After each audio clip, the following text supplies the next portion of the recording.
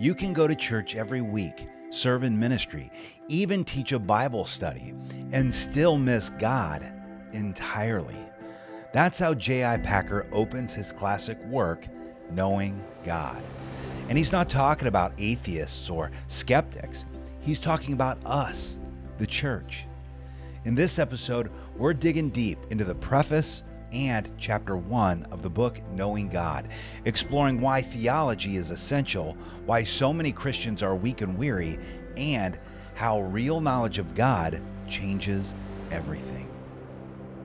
Welcome to episode 1, chapter 1 of our Knowing God series. In this episode, we're laying the groundwork. We'll explore Packer's bold assessment of the church's weakness, examine why many Christians today are spiritually shallow, and rediscover the joy of pursuing true knowledge of the living God. Packer opens with a blunt but loving diagnosis. The conviction behind the book is that ignorance of God, ignorance both of His ways and of the practice of communion with Him, lies at the root of much of the church's weakness today. According to Packer, the church is not suffering primarily because of secularism, politics, or moral decline. The root problem is spiritual. We no longer know our God. He points to two disturbing trends that have contributed to this condition. 1. A disregard for doctrine. Packer laments that theology has become a bad word in many Christian circles. People are suspicious of deep teaching, preferring inspirational sound bites or emotional experience. But without sound doctrine, faith loses its foundation. And 2, an obsessive focus on personal feelings. Rather than being grounded in the objective truth of who God is, modern Christianity often turns inward, basing our understanding of God on how we feel about Him in the moment. These trends create a shallow, sentimental version of Christianity that cannot endure trials, persecution, or suffering. To remedy this, Packer's goal is simple and clear: to help people know God.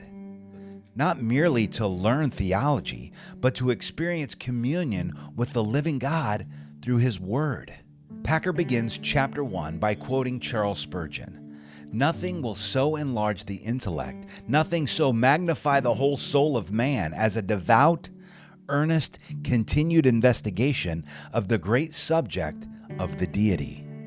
Spurgeon's point, and Packer's too, is that there is no pursuit more glorious, more enriching, or more transformative than knowing God.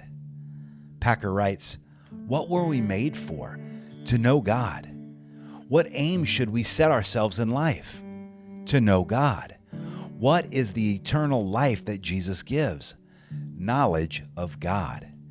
And yet today we ask, is theology even relevant anymore? Packer answers with clarity and urgency.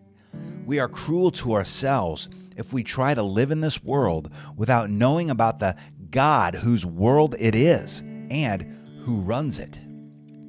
In a world full of anxiety, confusion, and chaos, knowing God is not optional. It's not academic, it's survival. The Christian life depends on knowing the God who made us, saved us, and rules over all things.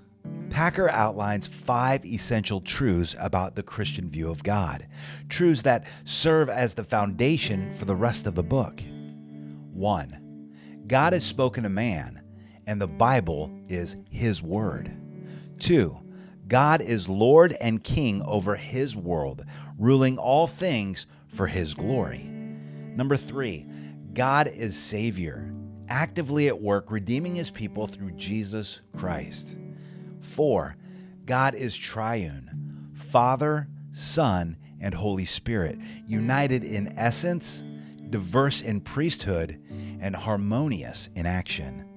And 5, godliness means responding to this revelation in trust, worship, and obedience. These truths don't simply inform us, they reorient our entire worldview. They teach us that God is not silent, passive, or distant. He is near, active, and, most of all, knowable. To help us think more accurately about God, Packer uses three powerful phrases. First, the Godhead of God. This refers to the deity of God, his infinite greatness, self-existence, and transcendence. He is not a projection of human strength.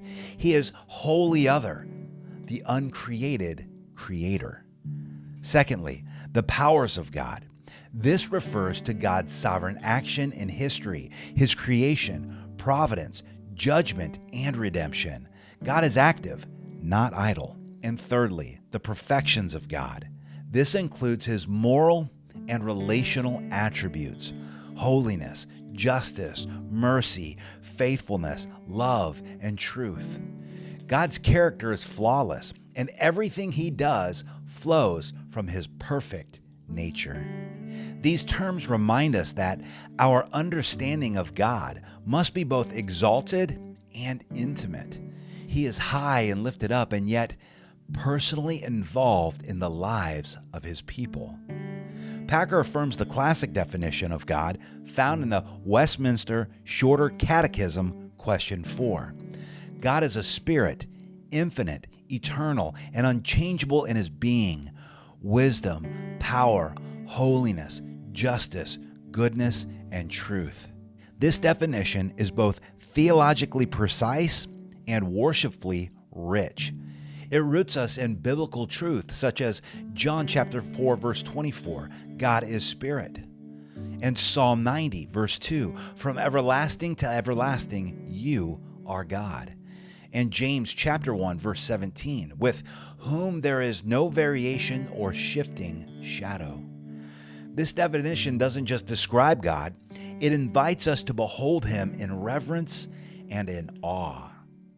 But Packer is quick to warn us. Theology can become dangerous if we pursue it for the wrong reasons. If we pursue theological knowledge for its own sake, it is bound to go bad on us. Even correct theology can become a tool of pride, comparison, or control. The goal of studying God is never to impress others or feel superior. It's to humble ourselves and draw near to him in worship. Our aim in studying the Godhead must be to know God himself better. And this is the heartbeat of the entire book. Theology is not an intellectual trophy. It is a personal invitation. God reveals himself not so we can win debates, but so we can walk with him. That's the difference between knowing about God and actually knowing God. So how do we make that move? How does information become transformation? Packer gives us the answer. We turn each truth that we learn about God into matter for meditation before God, leading to prayer and praise to God. This is the bridge. We don't just read and walk away. We meditate. We reflect. We pray God's truth into our hearts. We worship in response. So, what is meditation? Meditation is the activity of calling to mind or thinking over and dwelling on and applying to oneself the various things one knows about the works and ways and purposes and promises of God. Now, this is not Eastern mysticism. It's biblical meditation, a deep, slow, prayerful absorption of the truth. It's what the psalmist does in Psalm chapter 1, verse 2. But his delight is in the law of the Lord, and in his law he meditates day and night. The result of meditation is transformation. We don't just learn about God, we encounter him. As Packer says, the rule for doing this is simple but demanding. It is that we turn each truth that we learn about God into matter for meditation before God, leading to prayer and praise to God. And this is how theology becomes relationship. This is how the mind and the heart come together in worship. The roots of the church's weakness today isn't a lack of passion or relevance. It's a lack of deep personal knowledge of God. Knowing God is a call to return, to rebuild, to recenter our lives on the one who made us, saved us, and walks with us. So let's not settle for shallow faith. Let's go deep.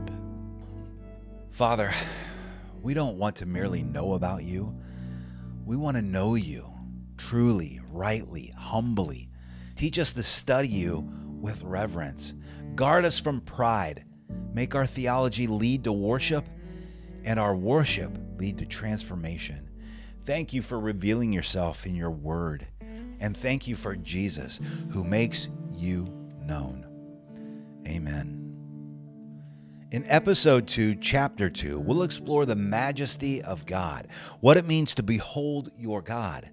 You'll see how fearing God is the beginning of wisdom and how a high view of God reshapes everything.